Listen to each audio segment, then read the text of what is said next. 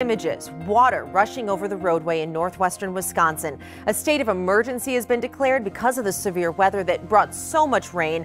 Roads have been washed away. That flooding is so bad that our crews that were out there tell us almost all of the roads going over one river are completely washed out, and it's only expected to get worse. Kaya Edwards joins us now with more on that this morning. Still going to get worse, Kaya. It is, and you know, a lot of you are sharing your shots of that flooding. Check out how high the water is right here. This water blocking people from getting to their summer cabins or their homes. It's absolutely beautiful except for this. Rita Bully was on her way to Danbury, Wisconsin, but even the alternative routes were a no-go. We're kind of cut off. We're isolated now.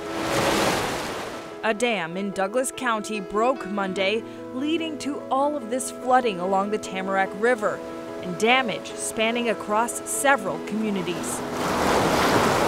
Governor Scott Walker declared a state of emergency, while the National Weather Service warns you to avoid the flooded areas. It's amazing. I've never been involved in anything like this.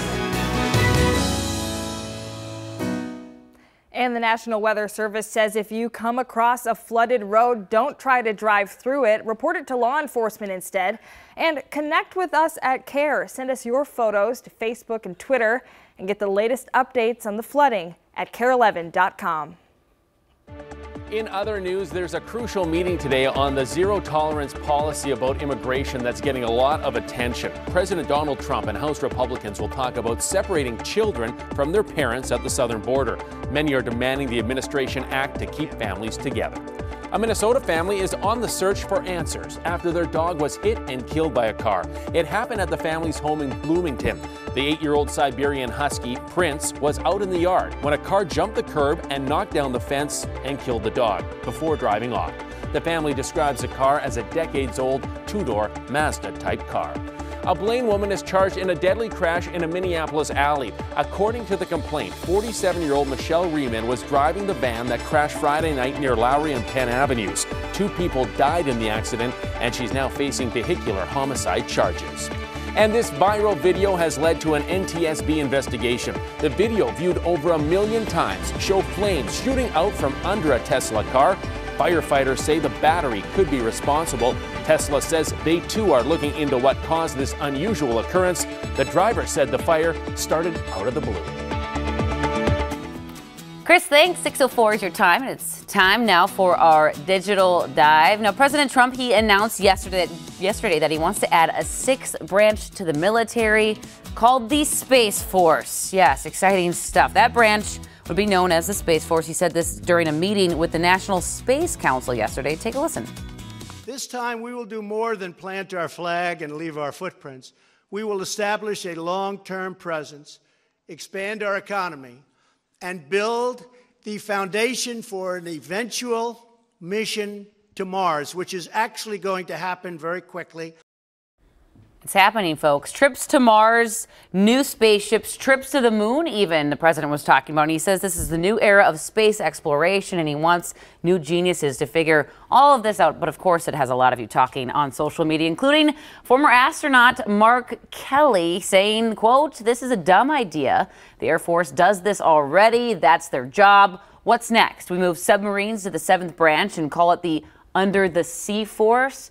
Yeah, he's not too pleased with the idea of the Space Force. Carol says, why not take care of the military we have now and all of our homeless veterans? So, again, let us know what you think by heading over to the KARE 11 Facebook page and join the conversation there. What do you think, Space Force? Space Force. You know, well, Mark Kelly said it. Say it like that. The Air Force, if they do all this, we don't really need it, right? And I mean, I'm all for space exploration, and I mean, I think the space program probably needs a kickstart, but is this more about exploration or control of space? Good question there, Chris.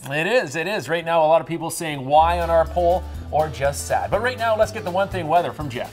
Yeah, and we have a lot of rain in the forecast today. A rainy day, muggy. Bring that umbrella with you. We'll see most of the rain this morning, drying out a bit this afternoon. 76 degrees will be your high temperature today, and the rain is going to slow things down on the roads as well. 494 right now is looking very slow. Look at that.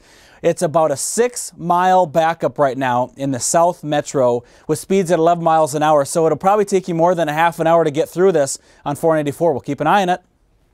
All right, Jeff, thank you. In other news this morning, when you're a member of the royal family, fashion reviews just sort of come with the territory. Duchess Meghan's been doing well so far, but people not loving this Oscar de la Renta dress at all. She wore it to a royal family wedding.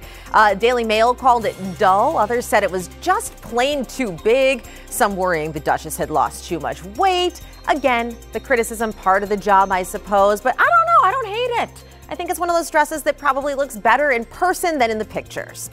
And the WNBA, they get no respect. Puma made a big deal yesterday announcing the signings of key NBA draft prospects to the brand.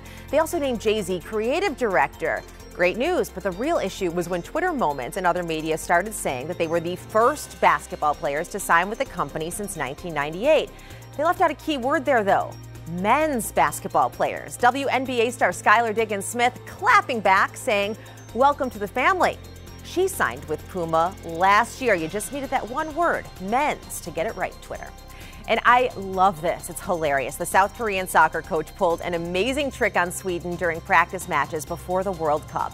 Shin Tae-young, he thought their opponents were spying on them, so he had his players switch jerseys. His reasoning? Here is his quote. "It's very difficult for Westerners to distinguish between Asians." So he decided to use that against them. Of course, the internet was dying over this one. Did it work? I kind of like it.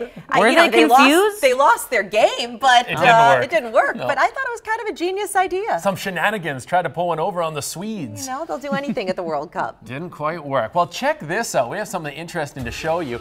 An artist, a Minnesota artist, bringing a dragon to life at the Minnesota Landscape Arboretum in Chaska. The piece of art is called Bing, and it's 850 pounds, and it's 10 feet long, if my English is correct, and it's a steel sculpture. Visitors can find it in the Chinese Garden. The artist Dale Lewis is a retired former technician and machinist, and he has sculptures around the Midwest using found or salvaged materials. That's great. He uses cool. like recycling. Maybe he was inspired by the Mother of Dragons, Khaleesi. Ooh, Game of Thrones fan. I bet that's Yeah, it. I bet that's it. Something to check out. I'm almost positive that's not it. But hey, we never know. I think we should get to the bottom of this. We will call him and find out. I think it looks pretty cool.